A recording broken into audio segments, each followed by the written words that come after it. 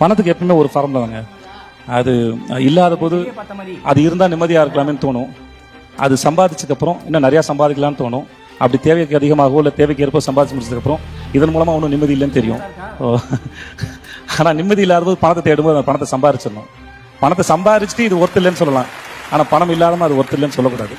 அப்புறம் பணங்கிறது பவர், அது தேவை, அது கடைசி காலம் வரைக்கும் நம்ம கூட இருக்கணும்.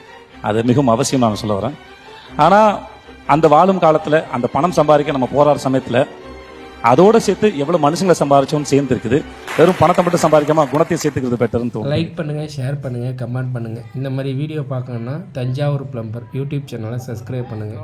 இந்த மாதிரி தகவலுக்கு என் கான்டாக்ட் நம்பர் கீழே கொடுக்குறேன்.